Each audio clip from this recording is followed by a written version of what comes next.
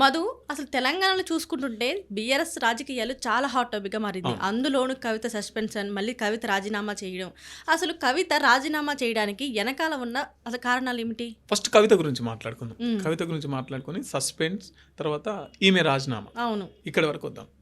కవిత కేసీఆర్ గారి కుమార్తె. అవును, అమెరికాలో చదువుకొని ఉద్యమంలో కేసీఆర్ ఒకడు ఉద్యమం చేస్తుంటే తన తండ్రికి సహాయపడదామని చెప్పేసి ఉద్యమంలో ఎంటర్ అయింది. అవును, ఉద్యమంలో ఎంటర్ అయిందంటే ఇప్పుడు కేసీఆర్ అంటే ఉద్యమంలో అందరినీ భాగస్వాములు చేసి ఉద్యమాన్ని నడిపిస్తున్నటువంటి మహానాయకుడు. అవును.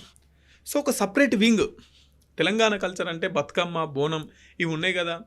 సో ఈ కల్చర్ని కాపాడుతూ మహిళల్ని కూడా పోరాటంలో భాగస్వామ్యం చేసేందుకు మహిళల తరఫున ఒక లీడర్గా కవిత ఎంట్రీ ఇచ్చింది. అది జాగృతి పేరు మీద. అవును, తెలంగాణ జాగృతి పేరు మీద తెలంగాణ కళలు, సాంప్రదాయాలు, సంస్కృతి వర్ధిల్లాలి, మన కళల్ని మనం కాపాడుకుందాం.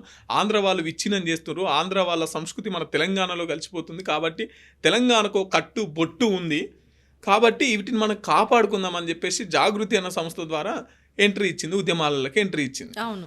అట్లా కేసీఆర్ గారి కుమార్తె ఇటు జాగృతి అధ్యక్షురాలుగా తెలంగాణ ఉద్యమంలో భాగస్వామ్యం అయ్యింది. అవును. తర్వాత కేసీఆర్ ఎప్పుడైతే తెలంగాణ పార్టీ ఆంధ్ర నుంచి ఆంధ్ర విడిపోయిన తర్వాత మళ్ళీ టీఆర్ఎస్ అధికారంలోకి వస్తుందన్న క్రమంలో బిడ్డను ఎంపీగా చేసిరు. మళ్ళీ తర్వాత ఓడిపోయిన వెంటనే ఎమ్మెల్సీ ఇచ్చినారు. ఇదంతా ఒక ఎత్తు. ఎమ్మెల్సీ ఇచ్చిన తర్వాత ప్రస్తుతం ఎమ్మెల్సీగానే కొనసాగుతున్నది.